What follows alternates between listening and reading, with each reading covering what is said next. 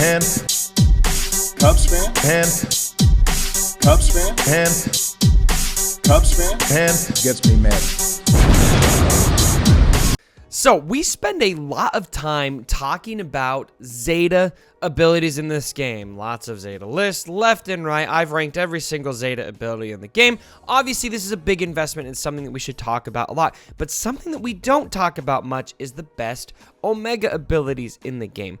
Now, Omega abilities are something that are actually in some ways harder to get than Zetas now. And so prioritizing which Omega abilities you give are going to be important as well. So in this video, I'm going to give you the top 10 Omega abilities in the entire game, in my opinion. Starting with number 10. This is an ordered list. I'll go from 10 all the way up to 1.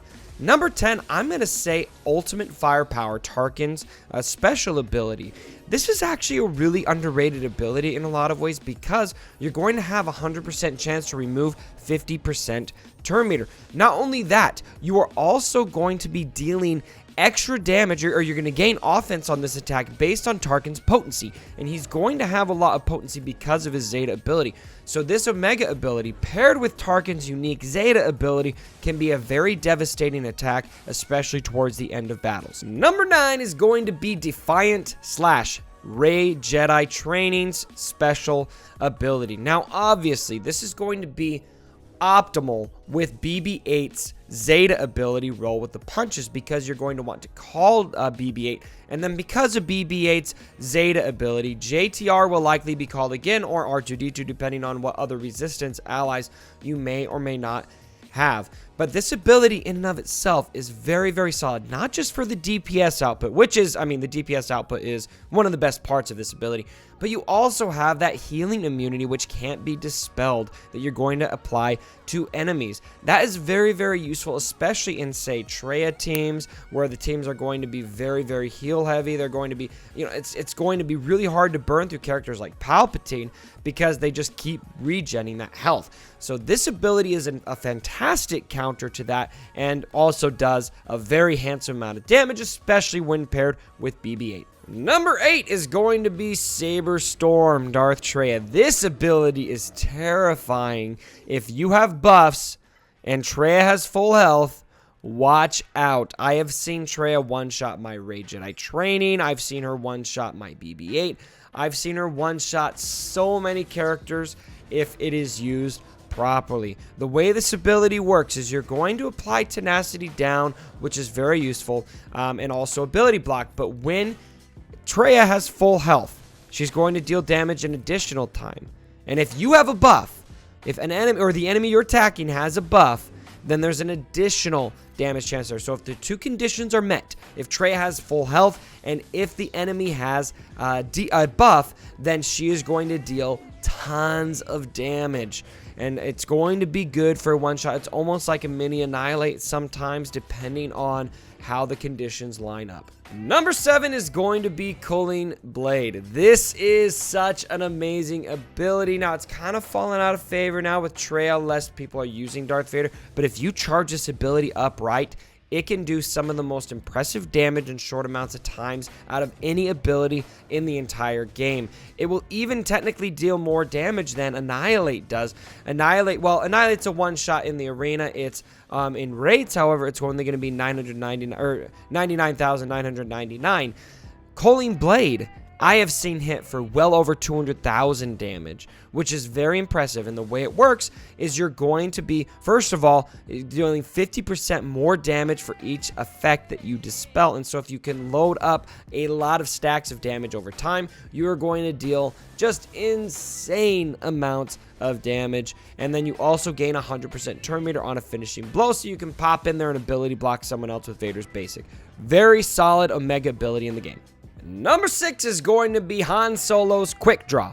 Now, this ability has a lot of utility in the game. It's going to be just straight up DPS, DPS, DPS. You're going to hit twice because of this Omega ability, and it's going to be a pretty handsome amount of damage. It's one of the most scary abilities to be countered on because it's not just going to attack you for DPS and twice, it's also going to be able to remove turn meter. But if you're below 50% turn meter, it will deal 75% more damage. Very, very solid ability. Simple, but very, very strong.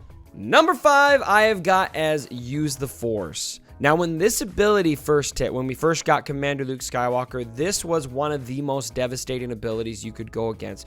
Removing 100% turn meter is no freaking joke, my friends, and that is what Use the Force will be able to do. It also has that dispel mechanic, but also what it's going to be most useful for now in a lot of ways is not just the DPS and turn meter removal, but also that tenacity down and the buff immunity, which is super useful against characters like Darth Sion, because that taunt is going to be, you're not going to be able to just dispel it because it'll come back based on who has pain. But if you can land that buff immunity on Sion, then you effectively manage that taunt.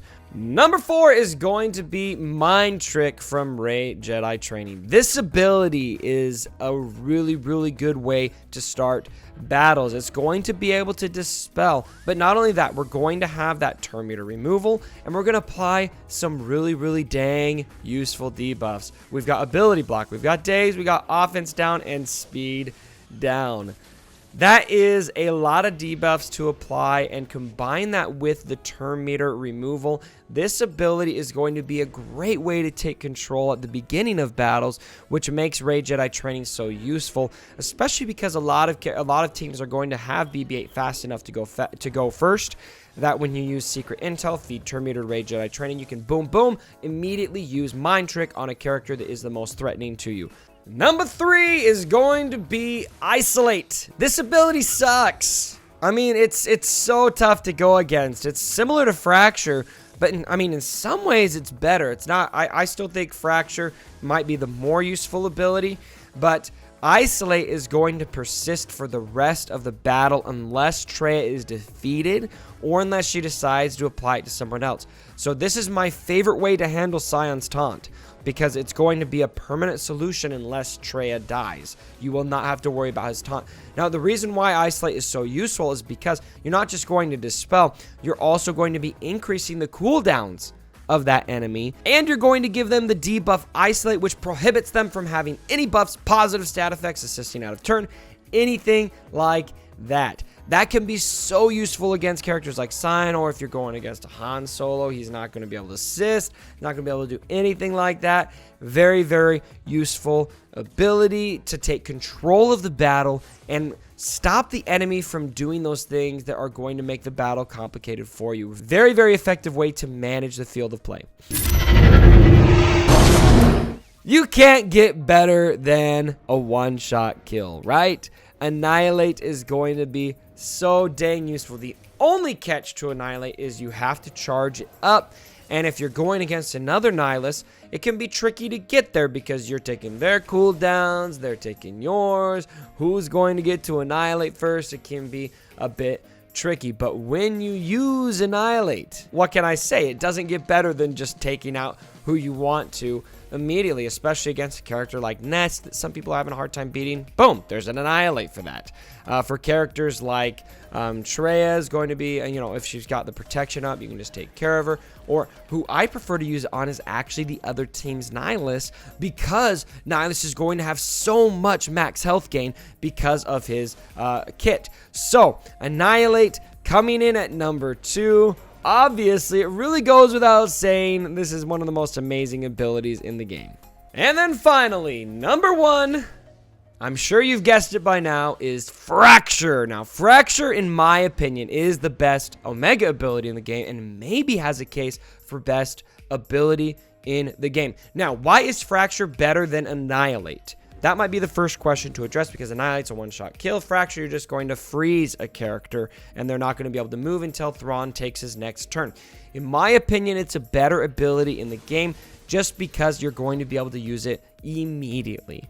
Fracture is going to be an ability that because of how fast Thrawn tends to be, you're probably going to be able to use it very, very early in the battle, unless the opposing team's Nihilus is able to get off before your Thrawn, which is why it's important to have Thrawn super, super fast. Some people think they want to have a slow Thrawn so that Fracture can last longer, because Thrawn will lose speed during Fracture. I disagree with this. I think you want to get Fracture off immediately in the battle. Now, also what makes Fracture so good is just there's so many things that you need to use it for. I don't know how to fight Scion, for example, without Fracture. Traya can be a good answer with Isolate, but that said, a lot of people don't have Traya. Thrawn can be one of the best solutions to that. Buff immunity is another solution to it, but it's going to be a bit tricky to get to play exactly right. When Thrawn's kit first hit, I thought they got the Zetas wrong. I don't think Ebb and Flow should be a Zeta. I don't think his leader should necessarily be a Zeta.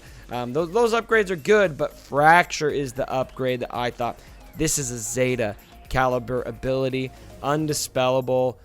You cannot evade. It's completely devastating to go against. Obviously, a lot of people are going to have Fracture on the other end, but very, very useful ability nonetheless. All right, my friends, that wraps it up for our top 10 Omega abilities list. What items do you think should have been on this list that aren't? Let me know down in the comments below. And as always, my brothers, don't forget. For my dead body. Sorry about the mess.